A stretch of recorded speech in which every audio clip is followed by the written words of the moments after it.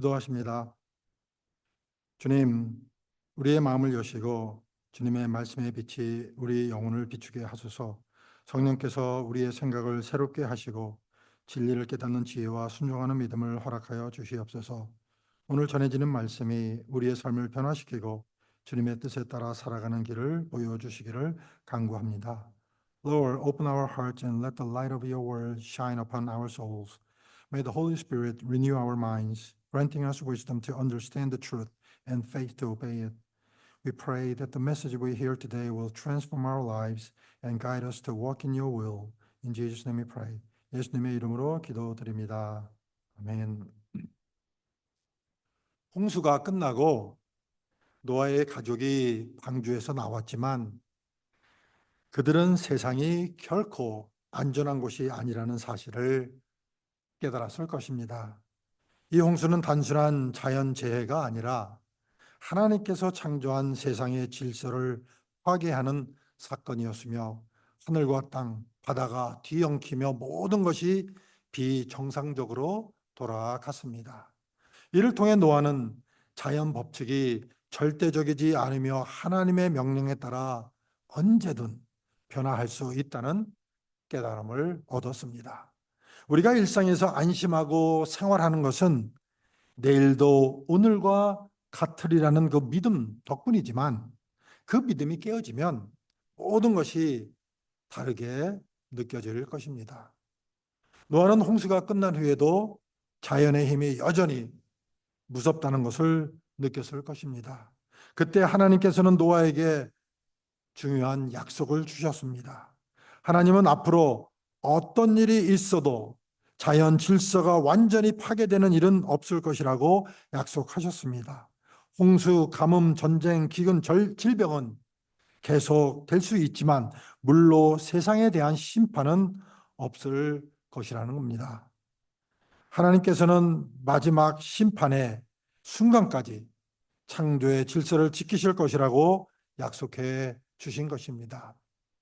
하나님께서는 노아와 그의 아들들에게 생육하고 번성하여 땅에 충만하라는 축복과 명령을 주십니다. 이 말씀은 인간이 복을 받기 위해 창조되었으며 하나님과의 교제와 이웃사랑 속에서 복을 누리도록 의도되었음을 보여주는 말씀입니다. 하나님은 인간이 불행이나 저주 속에서 살도록 만드신 것이 아니라 하나님과 관계를 맺으며 사랑 안에서 살아가도록 하셨던 것입니다. 이처럼 신앙의 중심은 하나님과의 관계와 이웃과의 관계입니다. 오늘 본문인 창세기 9장 1절은 하나님께서 창조 때 주신 축복을 다시 확인해 주시는 장면입니다. 인간은 타락했지만 하나님은 그 약속을 포기하지 않고 노아와 그의 가족에게 그 축복을 다시 주셨습니다. 이것은 하나님은 신실한 분이시며 인간을 잊지 않으시는 분이라는 확실한 증거입니다. 심판 이후에도 하나님의 약속은 여전히 유효하며 그분의 복은 끝나지 않았음을 보여주고 있습니다. 오늘 본문에서 하나님은 노아에게 창세기 1장에서 주신 축복을 재확인해 주셨지만 새로운 차이가 있었습니다. 이제 동물들이 인간을 두려워하게 되었고 인간은 동물들을 통제하게 되었습니다. 이는 동물과 인간 사이에 긴장 관계가 생겼음을 의미하며 동물이 인간을 함부로 해치지 못하도록 보호받는 복이 추가되었던 겁니다. 하나님이 천지를 창조하셨을 때는 인간과 동물, 하나님 사이에 완전한 평화가 있었습니다. 그러나 죄가 세상에 들어오면서 인간은 하나님과의 관계에서 멀어졌고 사랑과 자연의 관계도 깨어졌습니다. 그로 인해 인간은 점차 환경을 파괴하는 그런 존재로 변해가고 말았습니다. 이러한 파괴적 성향은 인간이 죄로 인해 본래의 모습에서 멀어졌음을 보여줍니다. 오늘 본문에서 하나님은 창세기 9장에서 하나님은 인간이 동물들에게 해를 입지 않도록 동물들에게 인간을 두려워하는 마음을 주셨습니다. 사자나 호랑이 같은 맹수를 두려워하는 것이 인간의 본능이지만 이들도 인간을 두려워하며 가까이 하지 않게 되었다는 겁니다. 이는 인간을 위한 보호장치이지만 본래 창조 질서의 완전한 상태에서 벗어난 불완전한 복이라 말씀드릴 수 있습니다. 또한 홍수 이후 하나님은 노아와 그의 가족에게 육식을 허용하셨습니다. 이는 죄가 들어온 후 땅이 저주를 받아 채소만으로 영양을 얻기 어려운 상황이 되었기 때문입니다. 그러나 육식은 창조 당시의 완전한 상태와는 달랐으며 죄로 인해 생긴 변화였던 겁니다. 하나님은 이와 함께 피를 먹지 말라는 제한을 두셨습니다. 피는 생명을 상징하므로 피째로 고기를 먹는 것은 금지되었던 것입니다. 이것은 하나님께서 노아와 그의 후손들에게 주신 중요한 법칙입니다. 사람의 생명은 하나님께 속한 것이므로 그 생명을 해치는 것은 하나님에 대한 모독으로 여겨집니다. 하나님은 사람을 자신의 형상대로 지으셨기 때문에 살인은 신성모독으로 간주되며 사형으로 처벌해야 한다고 율법에 명시되어 있습니다. 이는 생명의 주인이 하나님이시며 인간이 함부로 생명을 취할 권리가 없음을 강조한 것입니다. 노아의 시대에도 이미 죄와 살인이 존재했고 이로 인해 인간과 동물 사이의 관계가 손상이 되고 말았습니다. 구약 시대의 그 사형 제도는 살인을 막기 위한 하나님의 경고였으며 인간이 자신을 하나님의 자리에 두려는 교만을 제어하기 위한 방편이었던 겁니다. 현대 사회에서 사형 제도가 논란이 되기도 하지만 당시에는 생명의 신성함을 지키기 위한 하나님의 질서였음을 이해할 필요가 있습니다. 하나님은 노아와 그의 가족들에게 복을 주시며 그들과 새로운 언약을 맺으셨습니다. 이 언약의 내용은 하나님께서 더 이상 홍수로 모든 생물을 멸망시키지 않으실 것이라는 약속이었습니다. 하나님은 이 약속을 노아와 그의 후손뿐만 아니라 모든 생물과도 함께 세우셨습니다. 이 언약을 통해 하나님은 인류와 자연에 대한 보호와 사랑을 다시 한번 명확히 해 주셨던 것입니다. 본문에서 언약이라는 단어는 히브리어로 7번 반복되어 이 약속의 중요성이 강조되고 있습니다. 하나님은 단순한 복을 주시는 것에 그치지 않고 언약이라는 형식을 통해 인간과 생물들에게 보호의 약속을 주셨던 것입니다. 내가 너를 보호하마. I'll protect you. That's the covenant that he made with the people.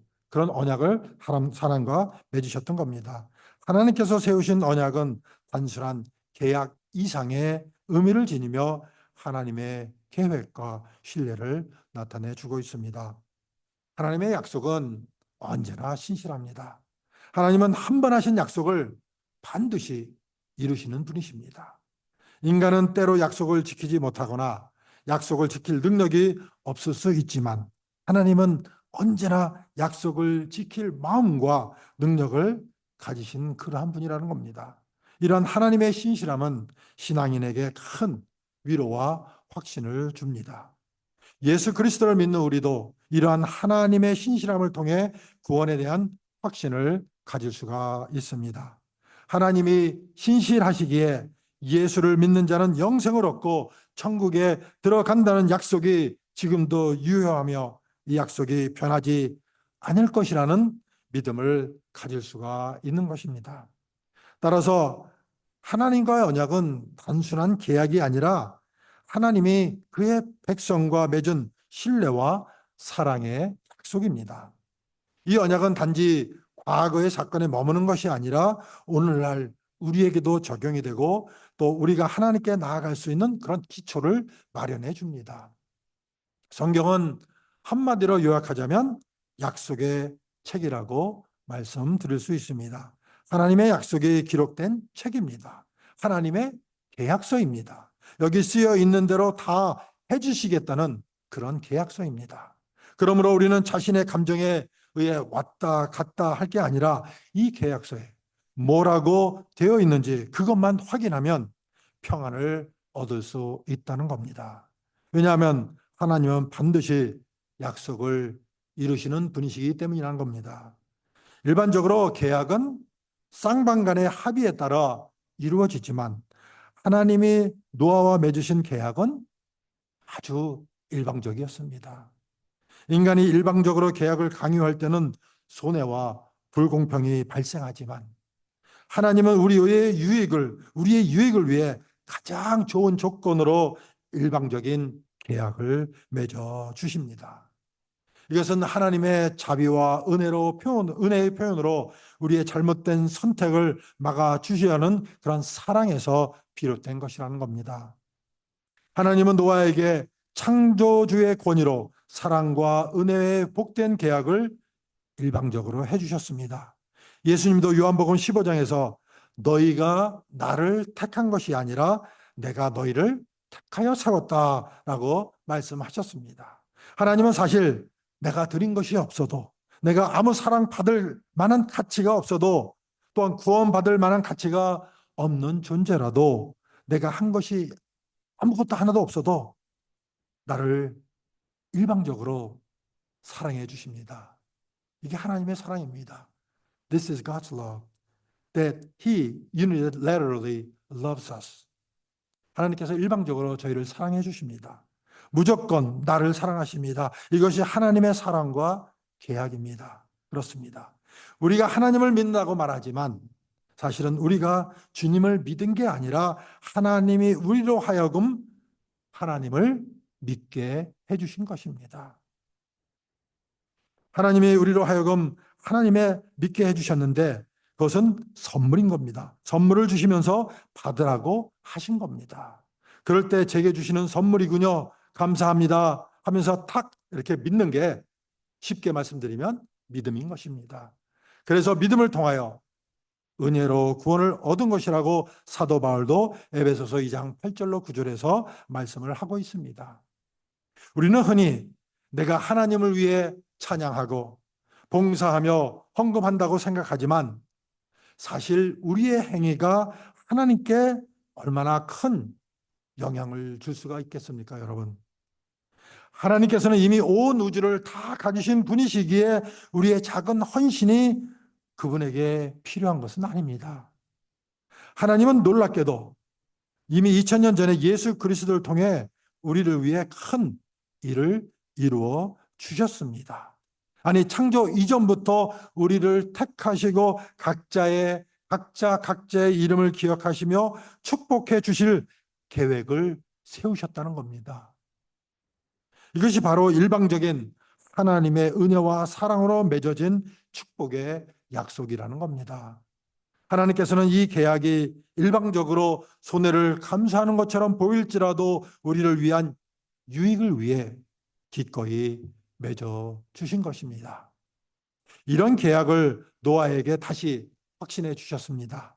내가 너에게 복을 주겠다. 너희 자손이 생육하고 번성하여 땅에 충만할 것이다. 이제 육식도 허락하며 동물들이 너희를 해치지 못하게 할 것이며 서로 죽이고 살인하지 못하게 막아줄 것이다. 그리고 나는 너와 새로운 특별한 계약을 만들어 줄 것이다. 이 계약은 내가 요청해서 한 것이 아니라 나의 사랑 때문에, 나의 은혜 때문에 일방적으로 너희 유익을 위해서 내가 주는 축복의 계약이다라고 말씀하시는 것입니다. 우리 하나님은 이처럼 조건 없이 우리를 사랑하시는 분이십니다. 사실 노아가 하나님을 위해 한 일은 많지 않습니다. 방주에서 나오자마자 감사의 제사를 드린 것이 전부입니다. 좀 더 말하자면 하나님의 말씀에 순종해서 방주를 지은 것이겠죠. If I add more, that he was obedient to God's order of building the ark. That's all he did. 그러나 하나님은 조건 없이 노아에게 축복을 주시고 그를 보호하기로 결정하며 언약을 맺어 주셨습니다. 하나님과 노아가 맺은 계약의 핵심은 무엇이었을까요? 하나님은 다시는 홍수로 세상을 멸망시키지 않겠다고 약속해 주셨습니다. 이 약속은 노아에게 큰 의미가 있었습니다. 방주에서 나온 노아와 그의 가족이 처음 본 세상은 황폐한 폐허 그 자체였습니다. 먹을 것도 집도 경작지도 없는 생명이 거의 없는 상태였던 것입니다. 노아와 그의 가족들은 이런 현실을 보며 아마도 좌절과 절망을 느꼈을 것입니다. 이제 어디서부터 시작해야 하나? 어떻게 살아갈 수 있을까 하는 그 막막함과 두려움이 가득했을 것입니다. 그들의 미래는 불투명했고 재건의 길이 멀게만 느껴졌을 것입니다. 바로 그때 하나님이 노아에게 나타나셔서 복을 약속하시며 위로해 주셨습니다. 너는 다시 시작할 수 있다. 내가 너에게 복을 줄 것이기 때문이다. 생육하고 번성하여 땅에 충만하라. 동물들이 너를 해치 못할 것이며 너에게 육식을 허락하겠다. 다시는 홍수로 세상을 심판하지 않겠다. 하나님은 이 약속을 통해 두려움을 가진 노아에게 새로운 용기와 희망을 주셨습니다. 우리의 걱정과 염려 대부분은 먹고 사는 문제와 관련되지만 더 중요한 것은 두려움을 없애는 것이라고 합니다. 사람들은 죽음, 실패, 가족 문제, 미래의 불확실성 등의 두려움을 느끼며 살아갑니다. 이 두려움은 미래가 불확실하기 때문에, 확실하지 않기 때문에 생기지만 하나님은 모든 것을 아시고 우리를 인도해 주십니다. 노아도 그 파괴된 세상을 보며 두려움을 느꼈지만 하나님은 그 두려움을 아시고 두려워하지 말고 나만 믿고 따라오라는 말씀으로 노아에게 평안을 주셨습니다. 하나님을 믿고 신뢰하는 자들은 죽음조차 두려워하지 않으며 구원의 복은 이 평안에서 비롯된다는 것입니다. 하나님을 믿는 사람은 언젠가 죽어도 천국에서 다시 살 것이라는 확신이 있기 때문입니다. 우리도 다양한 두려움을 느끼며 살아가지만 하나님이 우리를 붙들어 주심으로 미래에 대해 담대하게 나아갈 수 있습니다. 하나님은 과거와 현재뿐 아니라 우리의 미래도 알고 계시기 때문에 그분을 붙들고 나아가면 되는 겁니다.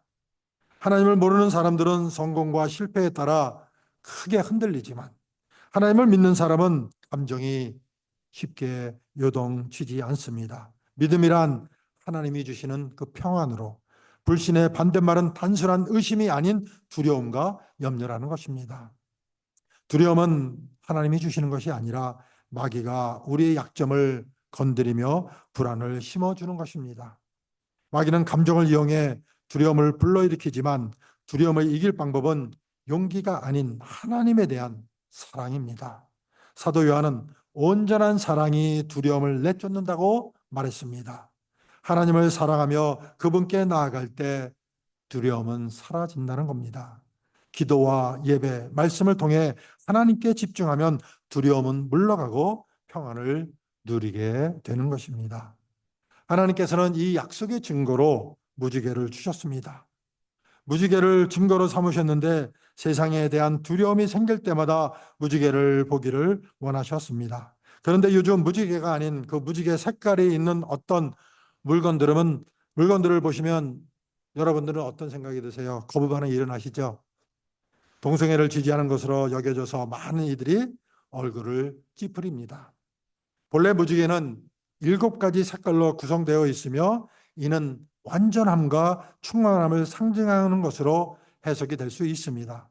성경적 의미에서 7이라는 숫자는 창조의 완성과 하나님의 충만한 역사를 나타내며 무지개의 7색깔은 하나님께서 온 세상에 맺으신 언약과 그분의 신실함을 상징해 주는 것입니다. 그에 반해 동성애 단체나 그를 지지하는 단체들이 사용하는 무지개 색깔이 몇 개인지 아세요, 여러분? 무지개는 6가지 색깔인 완전하지 못한 무지개라는 사실 알고 계셨나요, 여러분? 이들이 상징적으로 사용하는 무지개 색깔은 하나님이 노아에게 약속으로 주신 7가지 색깔의 무지개와는 달리 완전함이 아닌 인간의 한계나 결핍을 내포하고 있다고 말할 수 있습니다. 따라서 원래의 의미와 달리 완전하지 못한 상징을 나타낸다고도 볼 수 있습니다. 이는 인간이 하나님의 창조 질서에서 벗어난 영역에 대한 표현이라고 말씀을 드릴 수가 있습니다. 이러한 차이를 바탕으로 우리는 무지개의 7가지 색깔이 우리에게 전해주는 하나님의 그 온전한 언약과 그 충만함을 기억할 수가 있습니다. 내가 구름으로 땅을 덮을 때 무지개가 구름 속에 나타나면 내가 나와 너희와 및 육체를 가진 모든 생물 사이에 내 언약을 기억하리니 다시는 물이 모든 육체를 멸하는 홍수가 되지 아니할지라. 우리는 간혹 비가 온 후에 햇빛이 비치며 무지개가 뜰 때 참 아름답다고 또 좋다고 느끼면서 어떻게 하죠? 전화기를 꺼내서 사진도 찍고 그럽니다. 그러나 한번 노아의 입장에서 시커먼 먹구름이 끼고 비가 오는 것을 보면 아마 그의 가슴이 철렁했었을 것입니다. 또 홍수가 오는 것은 아닌가? 그런데 하나님께서는 무지개를 보여주시면서 그런 것이 아니라는 증거로 삼아 주신 것입니다. 무지개가 구름 사이에 있으리니 내가 보고 나 하나님과 모든 육체를 가진 땅의 모든 생물 사이에 영원한 언약을 기억하리라. 계속 영원한 언약이라고 반복해 주십니다. 하나님은 무지개를 보시면서 약속을 기억해 주실 것입니다. 그런데 하나님이 마치 어린아이를 달래시듯 노아에게도 계속 말씀하시는 것을 보게 됩니다. 한 번만 말씀하셔도 노아가 알 것 같은데 하나님은 계속 반복해서 말씀해 주고 계십니다. 하나님이 노아에게 또 이르시되 내가 나와 땅에 있는 모든 생물 사이에 세운 언약의 증거가 이것이라 하셨더라. 또 이르시되 하나님이 이야기하시고 또 이야기하십니다. 언약의 증거를 또 이야기해 주십니다. 노아가 두려워하니까 계속 확신을 주시는 것입니다. 사실 미래를 본 사람은 아무도 없습니다. 그러나 믿음을 가진 사람은 미래를 이미 붙들고 있는 것이나 마찬가지라고 말씀드릴 수가 있습니다. 결국 이 세상 다수가 아니라 하나님의 말씀을 따랐던 노아는 구원을 받았을 뿐만 아니라 일방적인 언약을 하나님께로부터 받았습니다. 홍수가 끝난 뒤 노아와 그의 가족은 세상이 안전하지 않음을 절감했지만 하나님은 이들에게 다시는 물로 세상을 심판하지 않겠다는 약속을 해주셨습니다. 이 약속을 통해 하나님은 인류와 자연을 보호하겠다고 하시면서 평안과 용기를 주셨던 것입니다. 또한 무지개를 이 약속의 증거로 주셔서 두려워할 때마다 하나님이 그들과 함께 하심을 기억하게 하셨던 겁니다. 무지개는 7가지 색으로 구성되어 하나님의 충만함과 신실함을 상징하며 자연의 변화를 통해 하나님의 약속을 눈으로 볼 수 있도록 해주셨다는 겁니다. 노아에게 주신 이 일방적인 약속, 언약은 우리에게도 의미가 깊습니다. 하나님은 신실하셔서 한 번 약속하신 것을 반드시 이루어 주시는 분이라는 겁니다. 우리의 감정이나 상황에 상관없이 하나님께서 약속하신 그 말씀을 신뢰할 때 그분이 주시는 평안을 우리는 경험할 수가 있다는 겁니다. 마치 노아가 하나님의 약속을 통해 미래를 붙들 수 있었던 것처럼 우리도 예수 그리스도 안에서 일방적으로 약속해 주신 그 하나님의 약속을 믿고 따를 때 많은 이들이 말세라고 할 정도로 혼란스럽고 어지러운 세상에서 참된 평안과 또 구원을 누릴 수 있음을 굳게 믿으시기를 예수 그리스도의 이름으로 축원을 드립니다.